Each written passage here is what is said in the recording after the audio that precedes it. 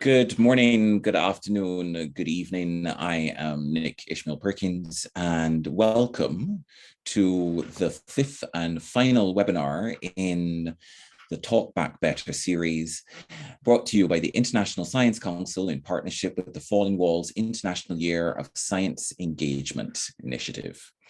This series is part of the Public Value of Science program and came about in response to repeated calls by institutional members of the ISC to address the issues challenging effective research communication and evidence-based policy or indeed decision-making.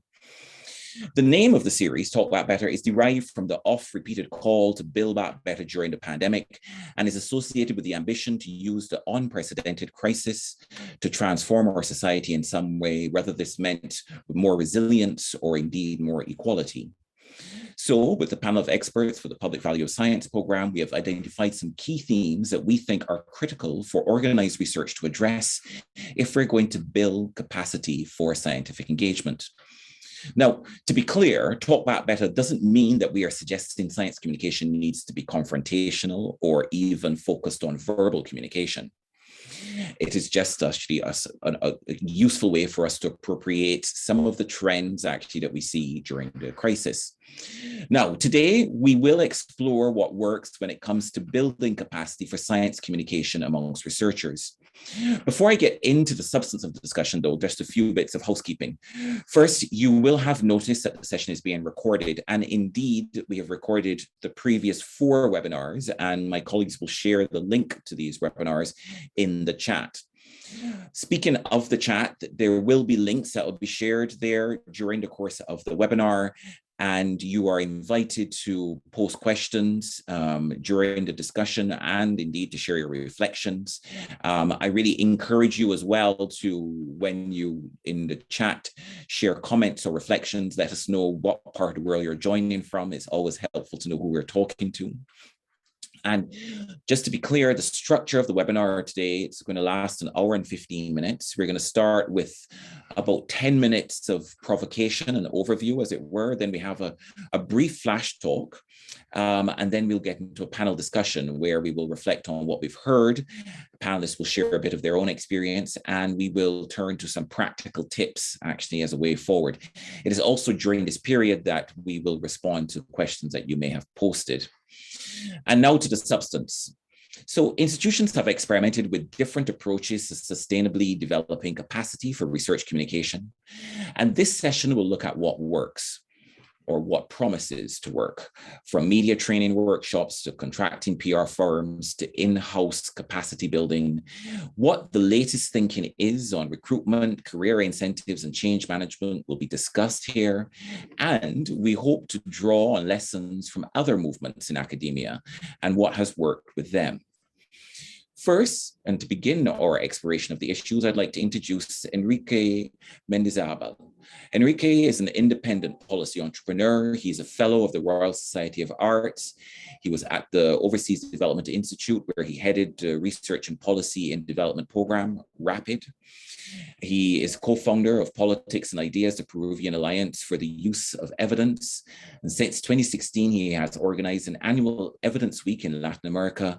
He's also the founder and director of On Think Tanks, a real thought leader on using evidence in decision-making around the world. Welcome, Enrique. Over to you.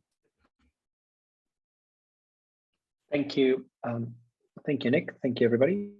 So I'm just moving around screens. Thank you for the invitation. I will try to be a little bit thought-provoking about this subject. So let me dive right in, so I don't waste any more time. As Nick has explained, I've been in this field for a while.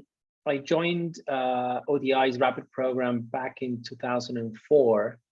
I had been doing some work in this field with colleague Stephen Yeo, working with IDOC projects. But it's really when I joined ODI where I started to think more consciously about the subject of the links between research and policy, and in particular, how to help researchers to be better at communicating what they do. And throughout my time at ODI, it was about 6 years, we did a lot of that. And then since I left and started working in On Think Tanks and consulting in various projects, I've had a chance to be exposed to different approaches, different ideas around it. So let me try to highlight a few approaches that focus on different actors in the research policy space or the science practice space. I had to go back to a report I worked on in 2012. I remember IDRC, Canadian Research Centre, had provided funding to ODI and INAS, both UK organizations, to develop the capacity of researchers in Africa on research communication. They had different approaches, but we found a few interesting things. We had a long list of recommendations, and basically, I think you'll be all familiar with this. And both approaches where, we could fly into these organizations or do it. We used to do these webinars all the way back then, and give them training, right? So we would work with researchers. The focus was on researchers, and we'd say, okay, you're good at doing your research, but now we're going to train you. We're going to give you a bit of awareness. We're going to give you some competencies and some skills, in particular, some tools that you can use to communicate your work a lot better. This is how to map your audience, how to think about the message, and also how to write a policy brief, maybe even how to prepare an elevator pitch if you are before a policymaker and you want to give them kind of the 3 points, 3 recommendations from your research. Nothing I think surprising for anybody. The recommendations that came out of that experience: you have to start early. You've got to build capacity of researchers before you give them money to do research, because they have, they think about communication at the end, it's going to be too late. You've got to go beyond something that I thought was always very important. Is you have to go beyond a typical needs assessment. Because often what happens with researchers is not that they don't know how to communicate or they don't want to communicate, it's that the organizational culture or the incentives around them don't make it possible, don't encourage them to do it. We also found that you need to think about the most appropriate source of expertise a lot more carefully, right? So the people better prepared to train a researcher might not be a kind of a Peruvian flying from the UK into Ghana, but might be Ghanaians or maybe Nigerians or people in the region who are experts in research communication and might be able to relate to them much more closely. Clearly building strengths. I think there was perception that you had to communicate throughout all the channels, right? Media, events, publications, digital, etc. But why not work on strengths? If the think tank or the organization or the individuals are comfortable with the media, then work with that. Start there. Don't try to make them be perfect communicators across all channels.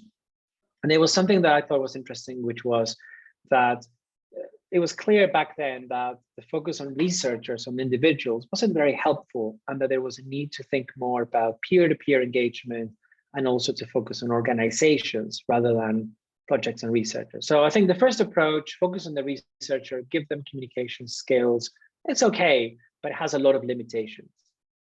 I think at the same time, there were more and more research communicators working in universities, think tanks, or just international development programs. And these research communications have begun to come together and work together and share ideas. And one of the best examples of this is the OneComps community of practice that emerged in the UK. So instead of a focus on researchers that I've just talked about, I think another model is to focus on communicators themselves, the communicators that are working with researchers. And I think, as I said, the best example of this is a community of practice where the communicators come together through a blog and through in-person meetings, and they share best practice, they ask for help from each other, and they support each other. So you're kind of building the capacity of those that are working with researchers to communicate their work. Then another model of sorts, or another approach, might be to focus, as I said, on the organization. So don't worry too much about the individual researchers or the individual communicators already in the organizations, but let's think about the organizations as a whole. I've always thought that the most obvious thing to do is to think about, do you have communication capacity within your organization? Right? So with the Think Tank Initiative, which was a 10-year program led by IDRC, but supported by Gates and Hewlett and FCDO, back when it was called DFID, and others, provided core funding to think tanks in the Global South that allow these organizations to hire full-time communication staff. Most of them were junior, granted, but increasingly and over time, a lot of those junior communication officers gained experience, became a lot more confident, and then had a lot more power within the organizations. And some of the grantees of the TTI did hire senior researchers. I think it's quite clear when you look at the portfolio of TTI grantees, it's quite clear who actually invested in that internal capacity. So yes, there was a little bit of continuous support for the researchers, so they would be better at communication. But more importantly, there was an investment in the capacity of the organization to have a professional team of communicators. And I think this was critical because it meant that within the organizations, working hand in hand with the researchers, you saw a much more capable consumer of communication services or public engagement services, a much more capable consumer of what was new out there, of what new best practices were emerging around the world. And they could then translate them to their own context, whether it's their polity context or the organizational context or a project context. Now, it's a huge challenge, of course, for many organizations around the world, is that if you don't have programmatic support or general budget support, who's going to pay for that? But I think more funders are willing to pay for communication of research, communication of science. And of course, there are large research centers and think tanks around the world that have enough resources and have state-of-the-art communication teams and equipment, and some of them would compete with a small size media organization any day, right? So, but I think that's something that's happened over the last decade. There's huge investment in in-house communication. Another model in terms of focusing on the organization, of course, is to contract. And I think increasingly we see organizations, communications team relying on external contractors or experts, especially around campaigns, rebranding, and things that are quite technical and that require a lot of creativity. So like a website, right, or rebranding or a new strategy. And so organizations like Soapbox, Gas from Clay, Sociopublico, Media Tank, they specialize on research communication, whether it's in print and video, social media, organizing events. And I think one of the things that I like about these organizations, we're always quite happy at think tanks to promote them, is that they see every day a new idea, a new project, a new challenge. And so they're a great source of inspiration when you want to think about how do I communicate difficult message. Well, actually, they see these difficult messages all the time, and I think that's useful. But if you're relying on somebody in your organization, that challenge might come about maybe once every few months, right? So it's a good thing to have accessibility to these sort of service providers. Unfortunately, around the world, especially in the Global South, you don't have that many of those firms, right? You don't have that many communication firms who can specialize on research communication. And I think there's a role for funders.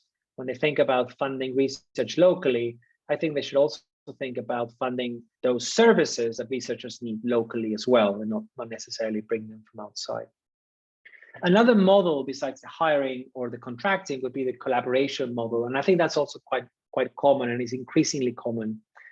We're just doing a bit of work for IDRC, where we're looking at knowledge translation practice. And I know IDRC has just commissioned an evaluation of their own knowledge translation work, especially when it comes to bringing external knowledge translation experts. And that is because a lot of these projects they fund, they are accompanied by kind of a knowledge translation partner. So you give funding to researchers, but you say, oh, by the way, there's also this other organization that specializes in knowledge translation communication, and they can work with you side by side. That works a lot better when there's a clear division of space. So maybe the research organization is focusing on their work at the local level, and the knowledge translation partner is focusing on the global level. So that sort of makes sense.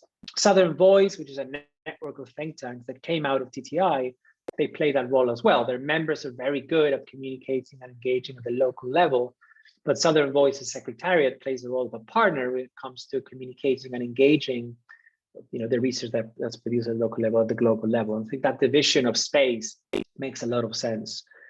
There's a very good example in Peru, a new think tank called Redes, and they're all about partnerships. And so they have a partnership, for instance, with a radio station, the largest news radio station in Peru. And so they make sure that the research their researchers and partners produce is given the media treatment by the radio station and by communicators within that station, a media company, so that it's appropriately repackaged and presented in different platforms that they have, whether it's radio, TV, cable, website, social media, etc. So the partnership works well, I think, and to some extent, and other examples that are worth checking out. For instance, Chatham House has a partnership with the London Design Biennale and Festival. So the think tank working with a festival, again, one brings the ideas, the research, the science, so to speak, and the other one brings the space, the engagement, the opportunities for conversations and for dialogue. I think in all these cases, to some extent, the capacity development is taking place, right? The organization and the individual researchers have enhanced their capacity to communicate through these partnerships, through these commissions of services, or through a larger communication and engagement team within the organization. So, and I'll finish in a second. So I think for a long time, the focus has been on the researchers. To some extent, I think there's some merit in that. But in my view, I'm trying to be provoke a conversation, I think the focus should be elsewhere, should be at the very least at the organization level. And we should try to make sure that either the organization in an in-house manner or by contracting out or partnering for those skills is able to provide a range of services and resources to researchers that want to communicate their work to different audiences. And so that takes me to kind of a different level, which would be the focus on the system and the long term, because I think most of what I've said is shorter term and a smaller scale. And here I think, and I've thought about this for a very long time, I think the universities are the best vehicle we have out there, right? So, for example, a university I'm familiar with, I'm affiliated to, Universidad del Pacífico in Peru, over the last few years, I've seen a real change in the way they've encouraged their undergraduate students to publish their work, so essays and projects in social media. And often the university itself will feature the work of their students through their own accounts, right? So side by side with the university researchers, full-time researchers.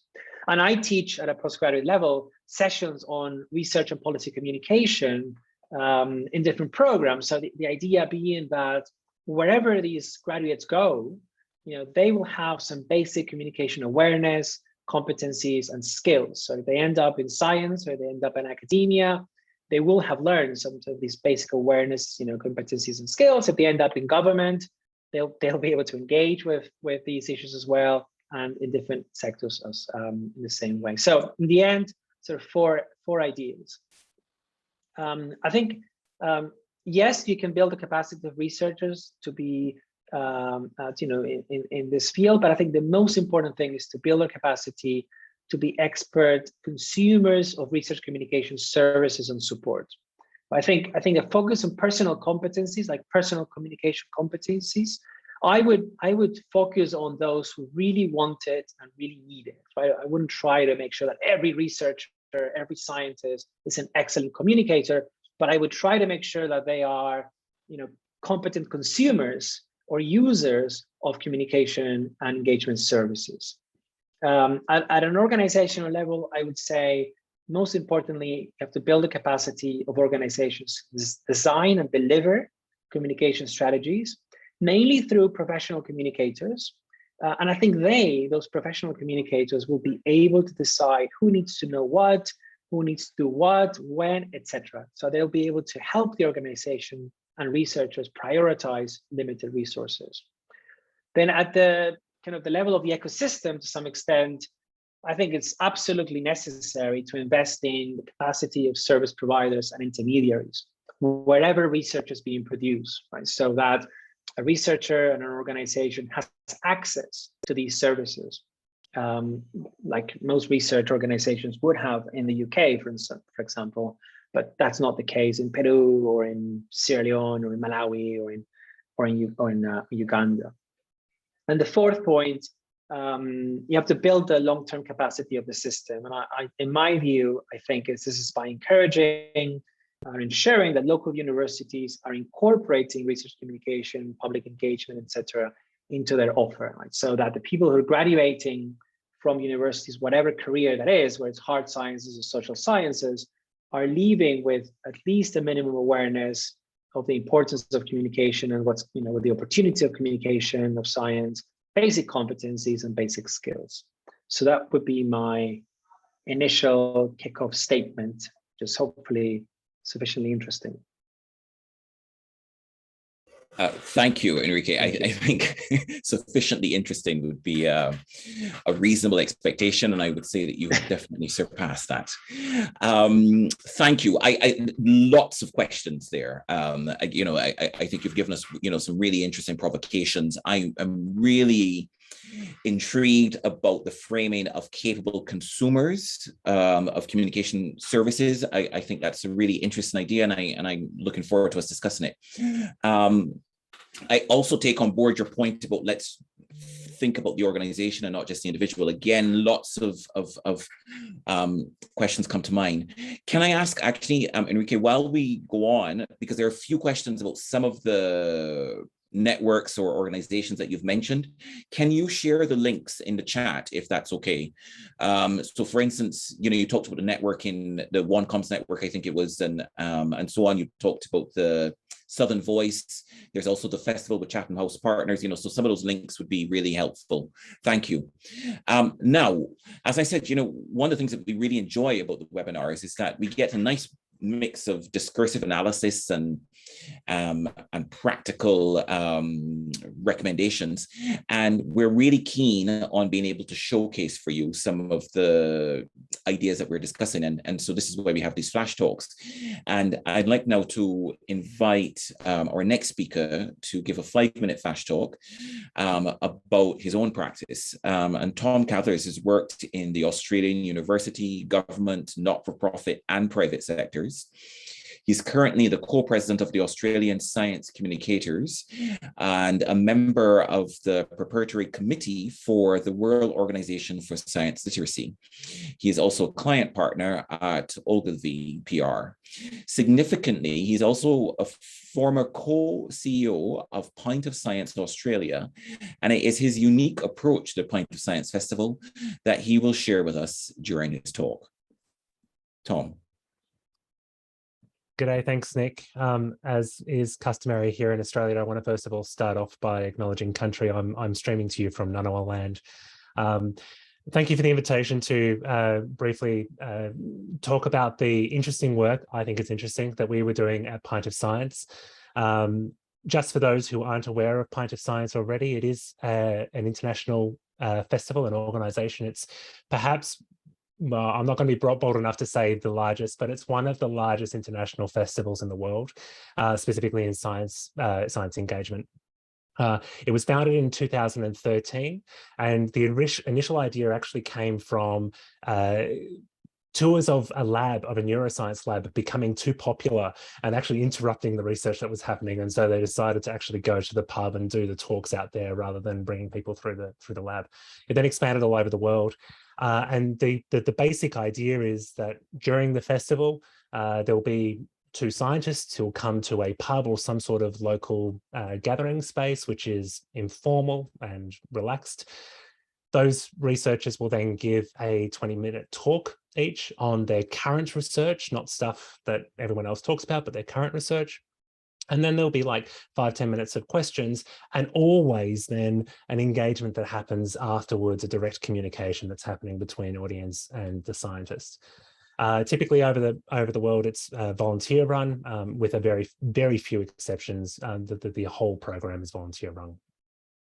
In 2018, my colleague Jorana Buntenjai, who's here in Australia, and myself were asked to take care of the Australian brand of Pint of Science. Being trained science communicators coming into this space where the vast majority of the people who've been involved with Pint of Science previously were scientists who were just really, really keen to have something some outreach happening. We immediately recognized that there was a problem of capacity. We were not enough to be able to make sure that everyone had the core skills in how to run events or how to do things safely or whatever. And so we very rapidly adopted a strategic plan which focused our work to approach Pint of Science from something that I haven't seen elsewhere in the world so far. And that's really to consider the volunteer cohort who are working with us as actually our main audience of engagement. So we defined 3 audiences for Pint of Science. One of them was the audience who paid tickets and turned up and came to the pub. The second audience were the researchers and we were specifically going about making opportunities for researchers to present their work who didn't necessarily have experience in doing so, giving them, the opportunity to talk about their current research before they get the big break and get a call to do a live radio talk about their research. But that third audience is the one that was really, really important, and it was the volunteer cohort. These are people who were really, really excited about science engagement, really excited about science communication, but didn't necessarily have the experience. Typically researchers, typically early career researchers. And what we did was we established a framework where a very strong central national team provided a safety net and a training space by stealth without anyone realizing it was a training program for all of the local engagement that was happening. We took away the risk of failure. So people were encouraged to actually be optimistic with how they might go about something. And if they didn't quite make it there, we had a crew of people who had been with the organization for a while who would swoop in, save the day by finding that extra speaker to fill that slot, or finding an extra venue, or helping out with promotion or whatever it might be. And then those people who are then running the events got the experience of the other 98% of the work, rather than something right at the beginning tripping them up and stopping them from being able to succeed. And that fundamental change actually can entirely change the way that Pint of Science was happening here in Australia. I'm no longer part of Pint of Science, but the metrics we used to use was trying to see volunteers leave, for them to be brave enough to leave Pint of Science and run their own events, for them to be brave enough to leave and go, you know what, National Science Week is coming up, and I now have all the skills to be able to do this in a way that, you know, if that I'm going to think about audience flows in a venue. I'm going to think about making sure that I've got a time for my MC to be able to have dinner at night so that they're not starving but by the time you get to 11:30 at night. I think I'm very close to the end of my time, so I will wrap it up there. I'll throw a couple of links into the chat specifically to that strategic plan, which helped crystallize the view that Jorana and I had. Strong governance is essential when we're talking about anything that's sustainable. And also, I'm pleased to say that we not only survived Pint of Science and the pandemic. Pint of Science in Australia survived the pandemic, still maintained doing online engagements in each of those years, and then this year actually went back into the pubs for the first time after the lockdowns here in Australia. And the model has been adopted by the next CEOs as it was. They've only made it stronger. They've actually formalized some internships for students. So I'll leave it there. Happy to take questions, and I'll throw some links into the chat. Thank you, Tom. Again, lots of questions for you about this model.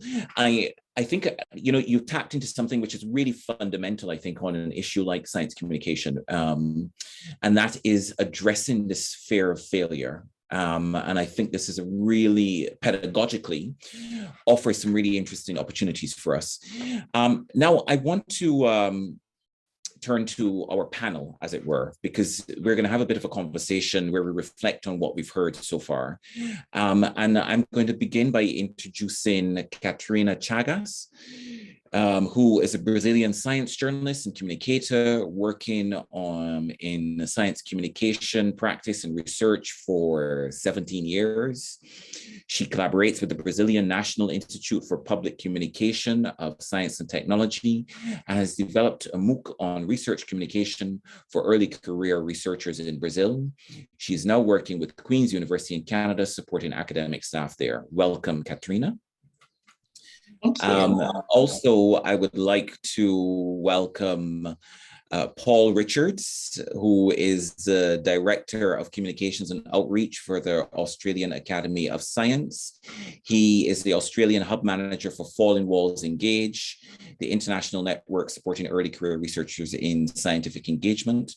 And before joining the Australian Academy, Paul worked for 20 years in the mainstream media as a journalist and producer. He is also a member of the panel of experts for the Public Value of Science project. And Hena Lenes Ortiz is a Mayan researcher from Yucatan, Mexico, assistant professor of Indigenous Studies in the Faculty of Arts and Science at Bishop's University in Canada.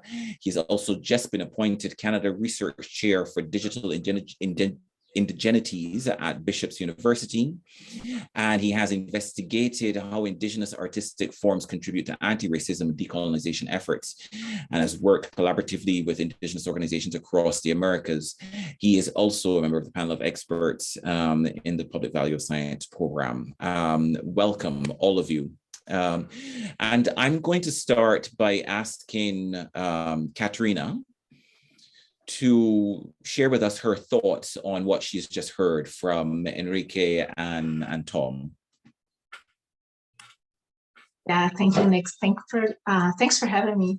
I loved what Enrique and Tom just presented, and I'm happy to hear that there's some similarities in the work we do and the ways we think research communications and support for researchers to do communications. So I really like to listen to what Enrique says about building capacity for science communication and research communications is not only training researchers to do so, but it's providing them with the resources and the services they need to be able to do that, because of course their first occupation is to do research, right? So nobody has the time and the capacity to do everything. So it's very important to be able to provide our researchers with the support for doing so.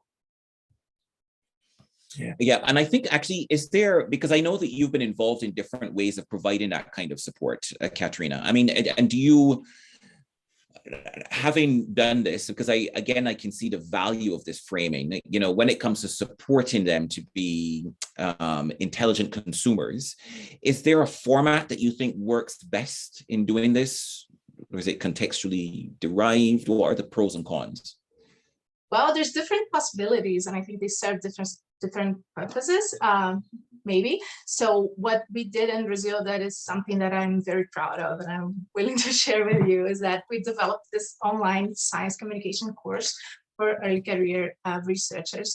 And it's something really powerful because we didn't have much content on SciComm training for researchers in Portuguese. So we had the opportunity to develop with the Oswaldo Cruz Foundation and the Brazilian National Institute for Public Communication of Science and Technology.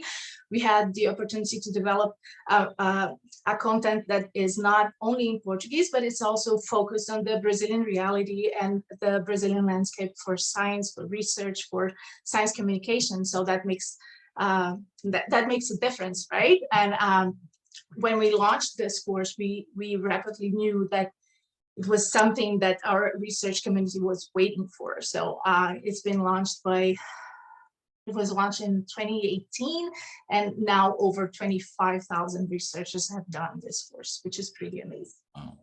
Yeah, no, that's incredible.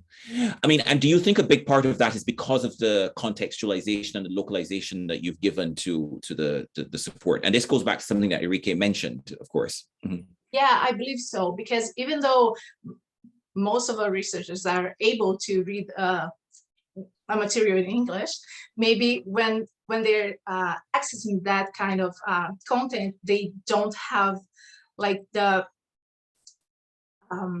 maybe it's hard for them to imagine how to apply those concepts and those practices in the Brazilian landscape, which has its own, particularities. So we know that it's important for us to share how to deal with the particular challenges that we have, like the lack of financial resources, or the lack of infrastructure to do some sort of some activities. So we have to deal with this,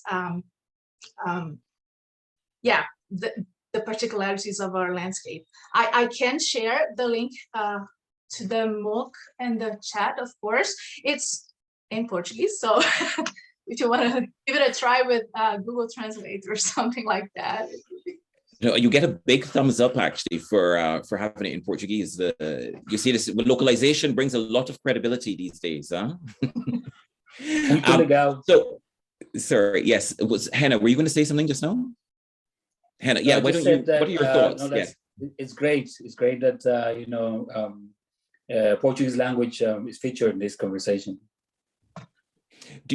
What are your reflections on what you've heard so far from Tom's initiative, what you've heard from Enrique? Yeah, no, it's been really interesting. And, I thank Enrique for his provocation. I think that, there's a lot to think about. Yeah, I also wanted to start by acknowledging that I'm connecting to this conversation from the land of the Abenaki people in what is today called Canada. And that, I acknowledge the lands on which I'm standing and of the people of whom I am a guest. But one of the things that, actually found important is, focusing on the diversity of media outlets. And I think that's a point that both Enrique and Tom spoke about. Is about finding the right medium for your communication, and especially, thinking in Latin America, thinking about the Latin American context, radio, and I think there was an example that Enrique mentioned, how radio is, a key medium to reach out, big numbers in Latin America. Latin American people still listen to radio, on a daily basis, and it's the main companion of life. And also, thinking about, how powerful the pop culture is in Australia and Great Britain and, other parts of the English-speaking world. That's also the medium, right? So you want to talk to people about science in those places and through those channels that that people are going to use. So I think that's crucial. That's important. And also the idea of festivals that again Ricky mentioned. I used to work on researching and collaborating with festival organizers of indigenous political themes in Latin America, and festivals are such powerful conduits of information, because you are living the information, you are living the knowledge, and you are portraying the knowledge on site, and this embodied experience speaks volumes in terms of how you communicate science as well. Thank you. I mean, I think you've raised something that's really important, Hannah, which is actually for us to think about, when we think about the media, we have to think really about sites as much as we might be thinking about technology. And, so where are these spaces, whether there are tea vendors in Bangladesh, or as you say, pubs in the south of England, we really need to think quite laterally about where we need to go to engage who. But I want to come to I see, Enrique, you have your hand up. I'm going to come to you in a minute, but I just, first of all, I want to remind folks to put their questions in the chat, and we are sharing links. I know, Katerina, I presume you will share the link we haven't forgotten you, for the MOOC. I just yeah, okay, thank you.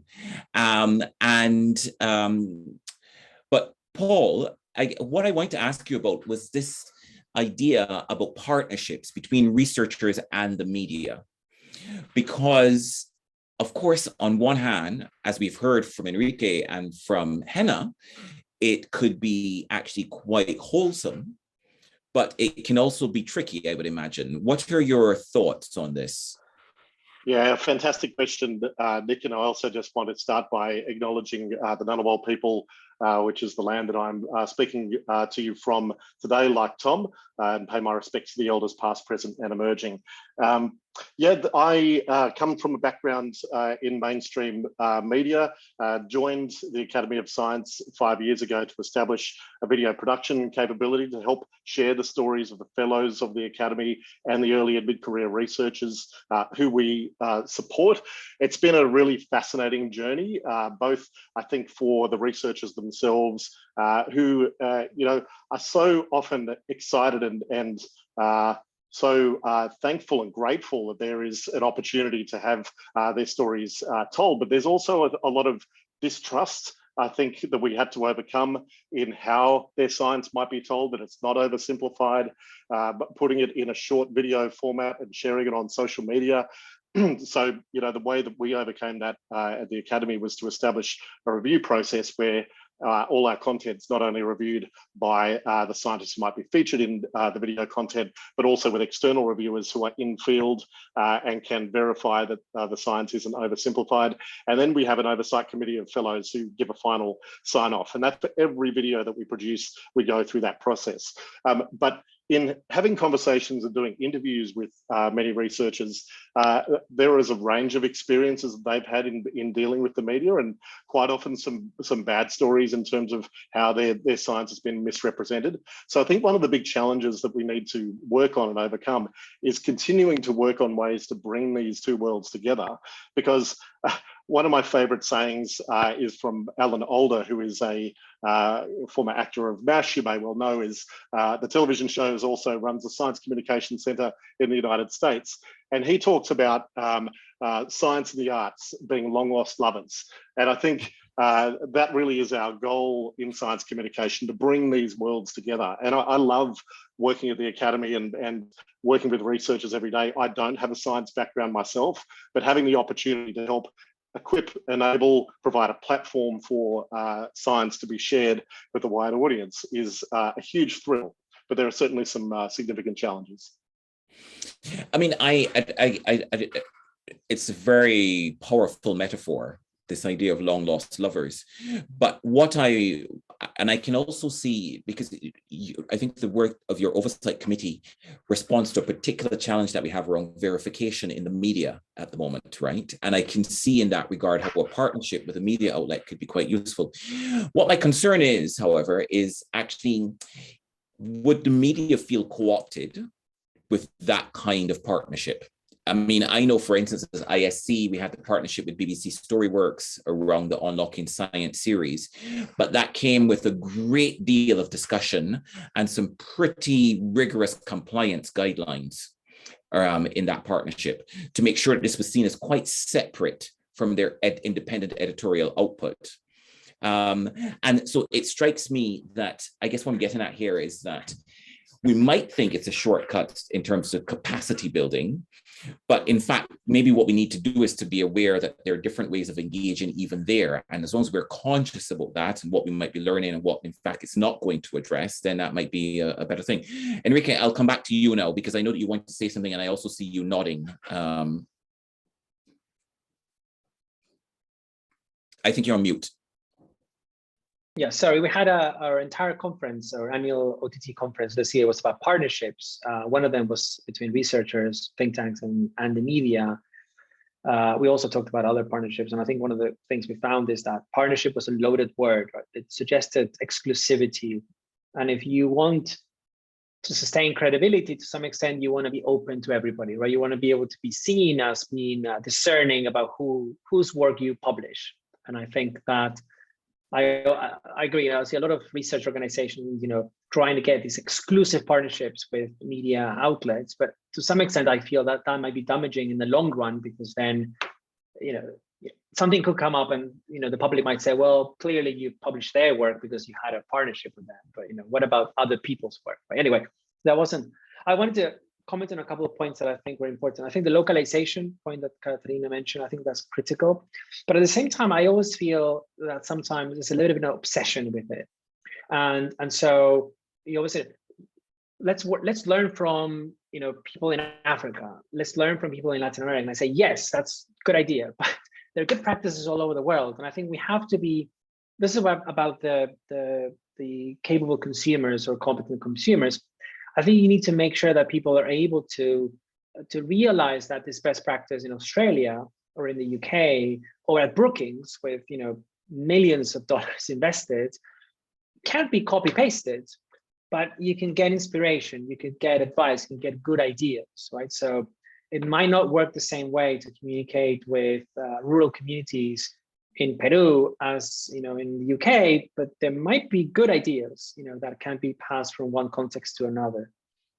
But the thing about and the thing about the intelligent or competent consumer, something else that I want to put on the table is that I think before giving a researcher the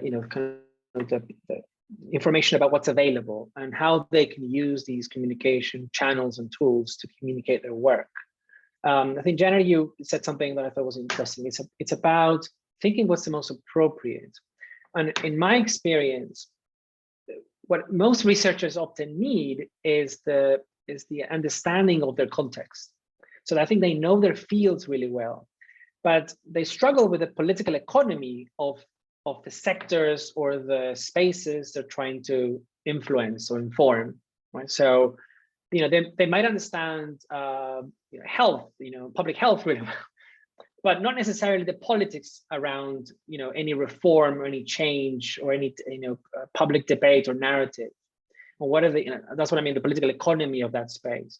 And I think if you understand that really well or a lot better, then choosing the right ways of communicating your work becomes much easier. It's much easier because then who are the key audiences, what are the narratives that they hold dear and you have to challenge or work with. You'll know what are the windows of opportunity and therefore what might be the best channels to target those windows. So I think that's a step, kind of a prior step to building communication capacity for most scientists or researchers, is that awareness and understanding of the political economy of the sectors and fields they're working in. I can't believe I just did that.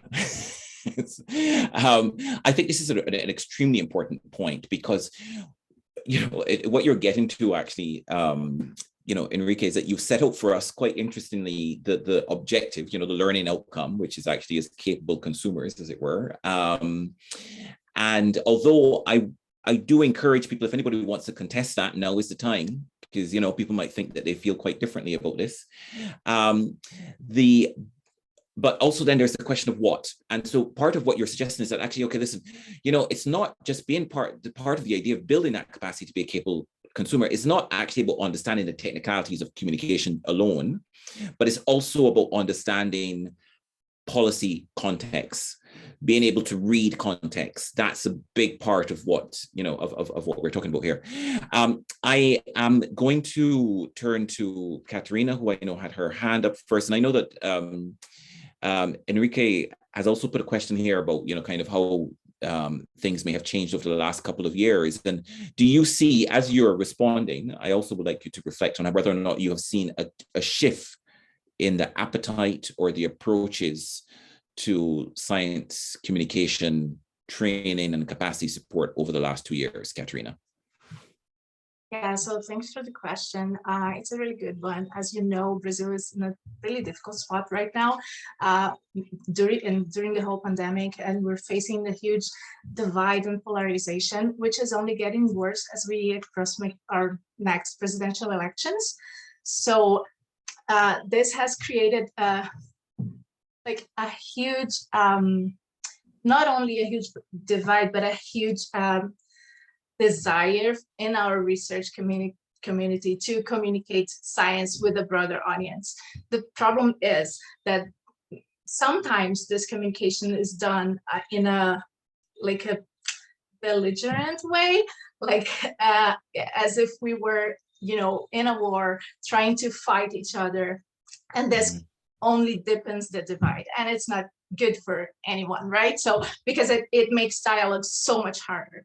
So I am actually going back to one question that Emmanuel put in the Q&A, and he's asking what are our thoughts on integrating science communication and public engagement courses in undergraduate studies.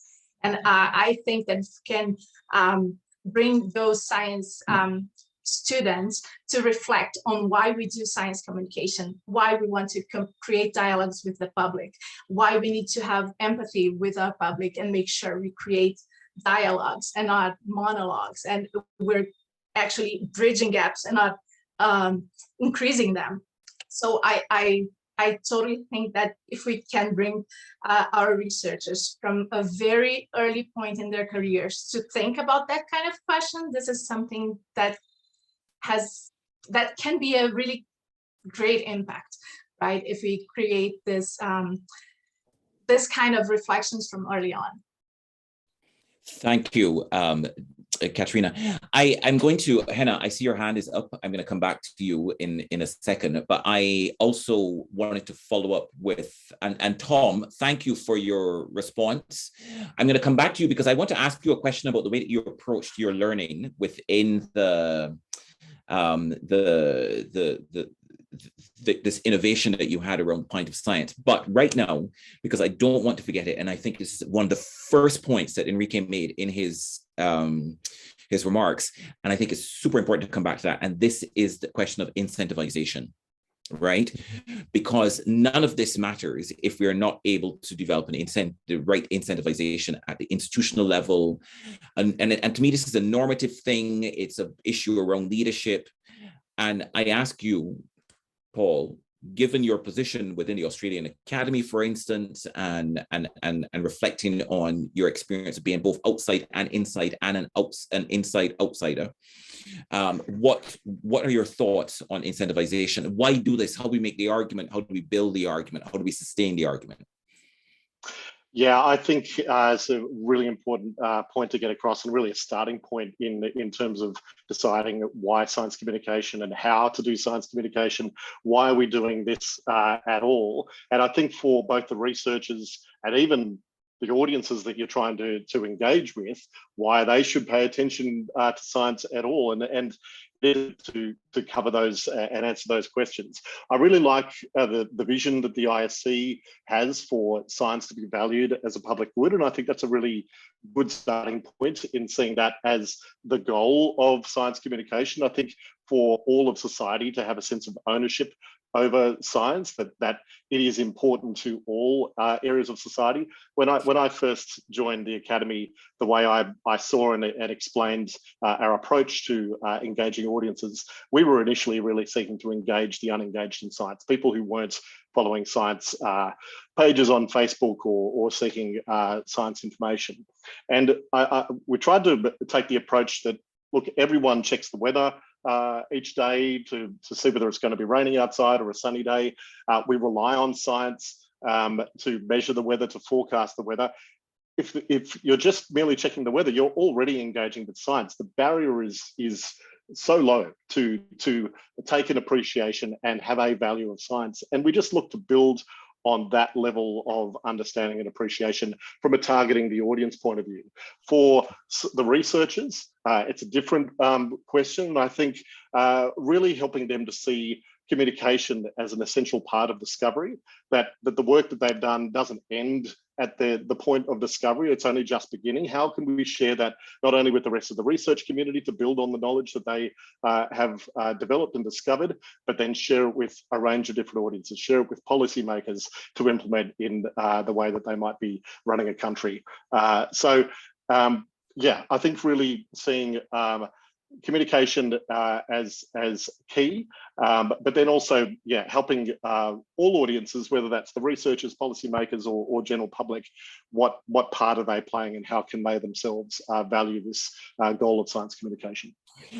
Yeah, very helpful. I mean, I was also very intrigued. Enrique suggested that, it's quite easy to see those organizations that have invested in capacity for communication. And I think that that's that's something that's really important, suggesting that in fact it does make a difference in very material ways. Of course, we know that there are certain countries where there are incentivizations. For instance, you only get the funding if you actually can demonstrate that you're going to do some engagement. We also have things that actually incentives that work along recognition. So you have awards and so on. And so I know there are a number of initiatives in different countries, in different contexts, actually, which is meant to support progressive practice. I'm going to turn to Henna. I see it, Henna. I know you have your hand up.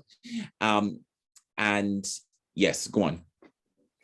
No, I just wanted to notice that in the participation that Enrique had, how crucial knowing your audience and knowing the context where you're trying to operate policy interventions is. But at the same time, going back to what Katerina was saying, the importance of creating a space where these conversations can happen, right? So there's one thing, I think it's one moment in the communication of science when you are trying to sort of have an impact on a specific issue.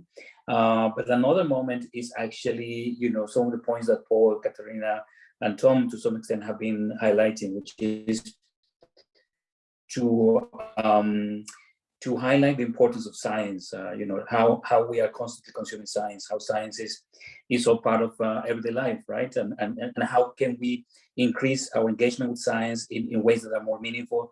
And at the same time, also acknowledge the sources of wisdom and information and knowledge and data of different types of community, right? So in my work, for instance, the whole question about science in its relationship with indigenous peoples is a crucial one, right? So there's a constant divide that is inscribed and reinscribed in daily conversations about how indigenous peoples have superstition and science is a different altogether type of discipline. When in fact, I think that there's a lot that can be informed in terms of this conversation by highlighting the extent to which indigenous knowledge is at the foundation of a lot of science that is practiced and developed in the world, particularly in Latin America, right? So, botanical knowledge in Brazil will be the same without the knowledge of indigenous peoples, and knowledge about the climate, all of these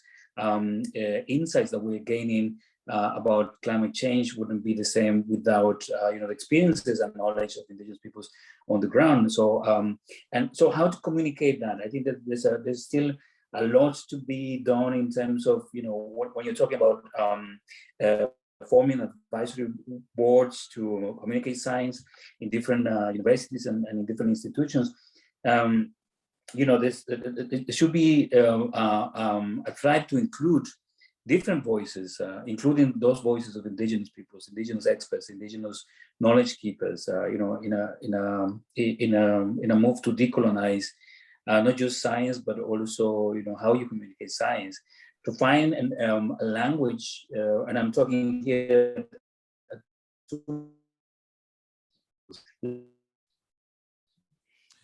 Is it just me? I think Henna. Yeah.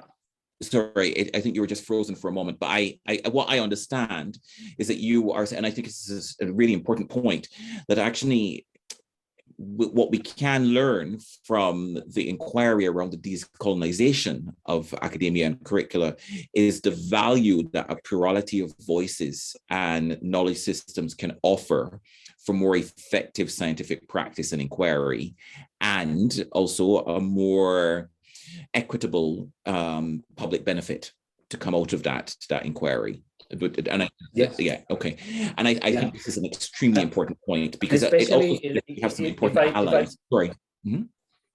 Go on.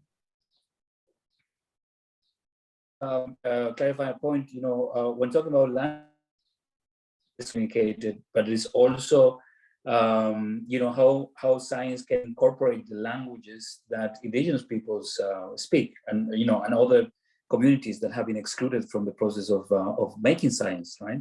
So there's a big question there. If you incorporate the language from the beginning of your research, then chances are that you're going to be more able to communicate those findings at the end of your research project. I mean, also what that implies is that there is an ethics and a justice argument, a social justice argument here as well, around the capacity of researchers to practice science communication effectively. And it kind of goes back to the point that Paul was making. I want to, and I see Enrique has actually very sensibly said, okay, yeah, but and how do we do that, right? And this is the heart of the challenge, is kind of what works for how to do that. And I'm going to, because we're sort of into the last, the final stretch, as it were, of the webinar now. So that's the question I'm going to put back to each of you as we're coming to the end, is actually, okay, how to do this? You know, if you have one bit of advice about how to do it, I would like to hear that from you. But before we get to that, Tom, there is something that you've mentioned actually about the value of inquiry-based learning. And do you want to say something about that quickly? Yeah, so something that I found very interesting in my own progression from being a scientific researcher into doing science communication, and then observing the way that people engage, the way that I was taught how to do science communication. My early days where I was actually doing inquiry-based workshops on innovation and science techniques with high school kids and primary school kids. And we spend all this energy and time really looking into the literature, the academic learnings from education research, from science communication research, from all the social sciences. And we understand that telling kids that this is the way something is, or giving a lecture, or providing facts actually is not effective in terms of creating memorable learnings. What is effective is allowing self-guided, inquiry-based models that can be facilitated by teachers, by facilitators, by mentors, and that leads to building on prior knowledges that you have, and it also avoids creating misconceptions when you have to jump too far ahead and you start building links where they're not really there. What I found interesting is that we do this, we understand this as science communicators when we're communicating our science, but then when we talk about a capacity environment and we're trying to train scientists in how to do science communication, or we're trying to engage, do media training or whatever it might be, we typically revert back to the very same techniques. We typically go into a webinar that this is how you go about doing science communication. Look, you can catch up with me for an hour and a half and I'll give you training in how to do this. And I think this is something that I didn't mention in my little 5 minutes, was that experience of coming straight out of those workshops that we were running that was built on this inquiry-based model. We made that by accident happen at Pint of Science, because the people who were learning the stuff, the people who became our primary audience, were asking us the questions of how do we go about best doing this. They were the ones who were guiding the way of doing stuff. Go out, try and get media into, if you want ideas of how to deal with this, come ask us, engage with us about this. There are resources here if you want to do them. There's other ways of engaging. Oh, you've got a radio interview? Great, we'll have a video call. We'll do a mock interview to try this out beforehand. And I think that's actually one of the really, really key strong things that came out of that model. So I did want to just quickly posit that. Thank you. No, that's very, very useful. And I think a really important reminder, because it frames again some of the ways that we might think about the how. I want to, as we're closing, and as I say, I'm going to kind of put some difficult questions to you. Difficult question for you first, Enrique. Because I think, you and I see others here have observed that we have to be very careful that we're not thinking of communication as an artifact. Communication is a process. It needs to be embedded through the research inquiry as far as we can possibly. And I think this is the value in particular of what Henna was reflecting about the ethics of, effective, good communication. It's actually really kind of engagement. In fact, in the first webinar in the series, we spent a lot of time talking about that, how we break down misconceptions of audiences and by extension, even misconceptions of communication. So I hear all of that. What it does do though, is actually, it makes us, we have to be then quite careful, because I think the idea of being capable or competent consumers of communication services does lean towards a certain kind of framing of communication. How do we be sure that we avoid that, Enrique? I mean, I think the point I made before, right? So before you become a consumer of communication services, I think you have to be able to read your context and read what's necessary. What the brilliant late Peter da Costa would say to me, you have to think about what's necessary rather than what you very bright mind think it's important, right? Or you think it's interesting and exciting. I was having a conversation about this with some of these colleagues that I mentioned, Publico, Soapbox, etc.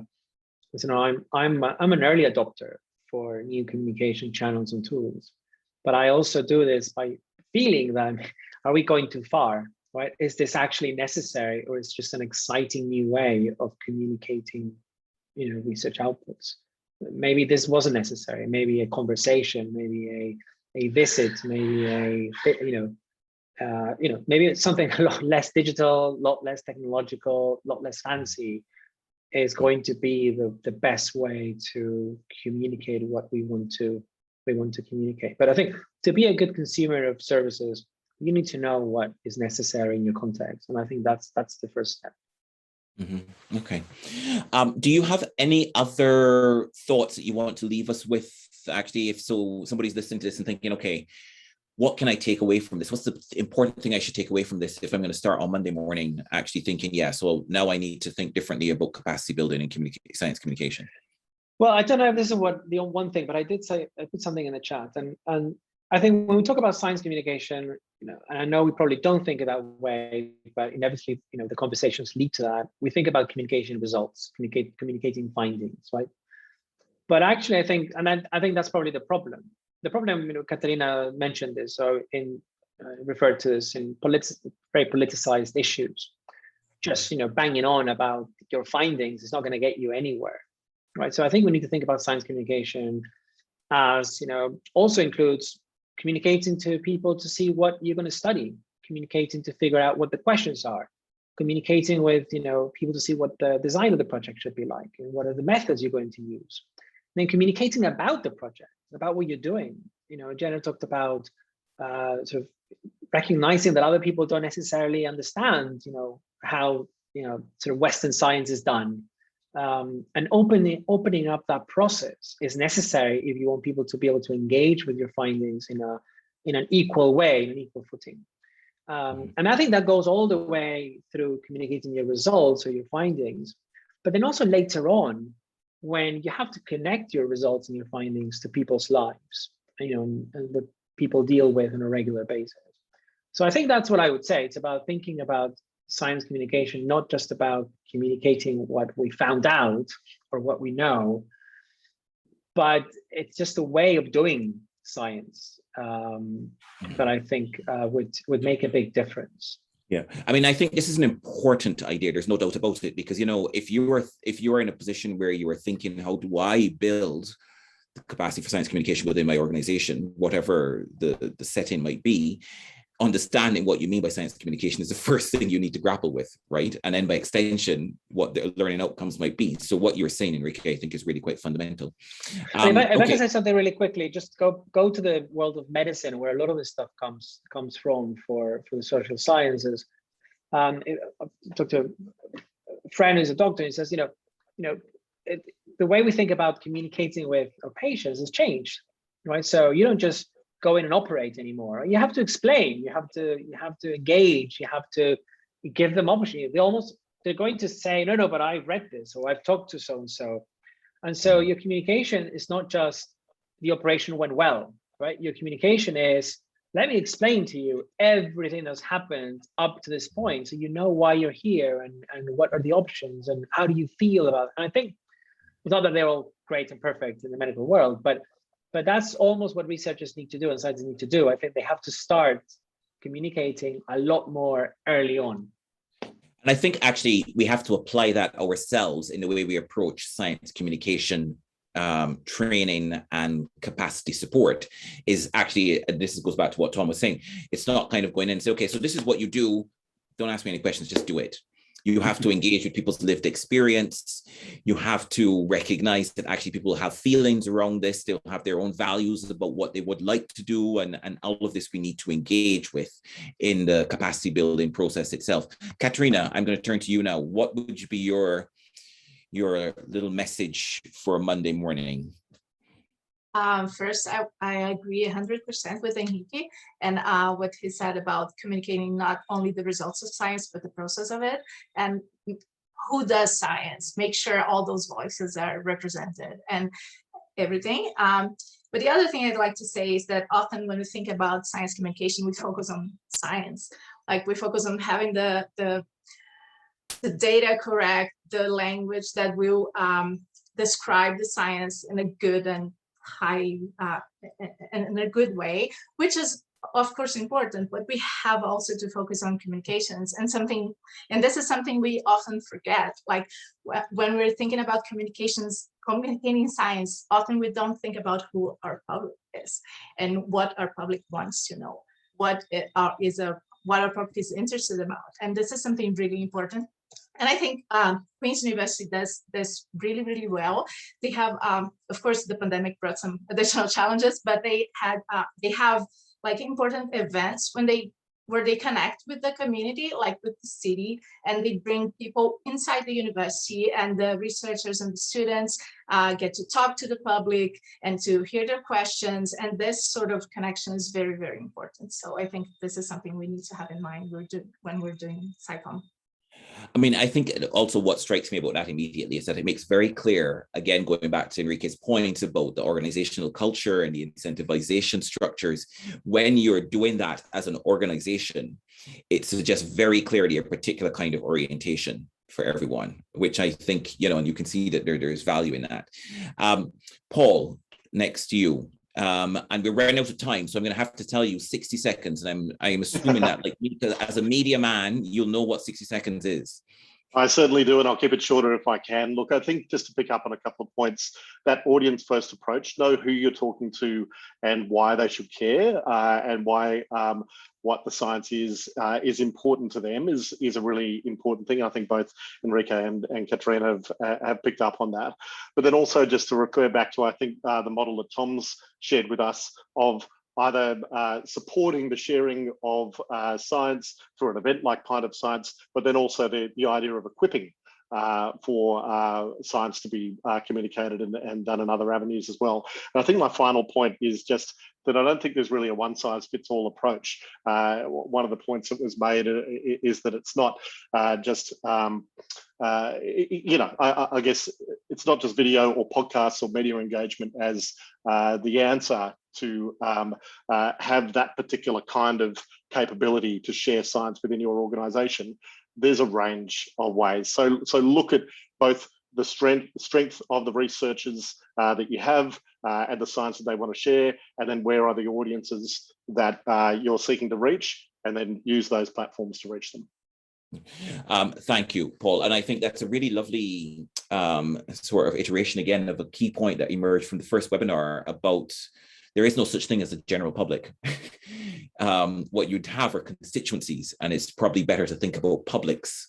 And also we should move away from audiences and think of communities, because audience is such a passive notion. And I think what you've done is to elaborate that in a way that's very eloquent. Henna, you have 60 seconds as well. Takeaways? Yeah, well, basically, I want to highlight this that have been made, and I will add that communicating science is about communicating the process, but it's also about communicating the history and the humanity of science, right? So a little bit of humility on the part of scientists when they are approaching different topics, and maybe to teach also about when science has gotten it wrong, right? And the abuses of science, especially in the lives of indigenous peoples and other marginalized communities. So I think that teaching or communicating science with humility is also good. That science is a human endeavor, and try and find the best language to do it, including striving, making an effort to translate science into the languages of indigenous. and other indigenous languages, right? So, so that's. Thank you. And I see that actually we have a comment here from Fikeo, who also talks about the challenge of in science communication of, communicating failures and emotions and so on. And I know, I recall very quickly a conversation I had with UKRI, the UK Research and Innovation, where they were saying that, it is challenging for us because of this hero scientist narrative. It makes it difficult to deal with uncertainty, to deal with failure, and always the quest to be certain and to be absolute in your knowledge, which is not the way that we actually practice science. Thank you. Thank you all. Thank you to our panelists who have stayed up late, gotten up early, taken time out of their very busy days dealing with very important people to talk to us for a bit, as it was as stimulating as I was hoping it would be. I want to thank as well our audience who have joined us for taking time out of their busy days, and to remind you that all of these will be available, the webinars, to watch. And again, also feel free to share the links and to follow the links in the chat. We will be pulling these together as part of a dossier for this and other webinars. And of course, thank you to my colleagues at the ISC who have worked so tirelessly behind the scenes to make sure that all of this happens. Thank you all.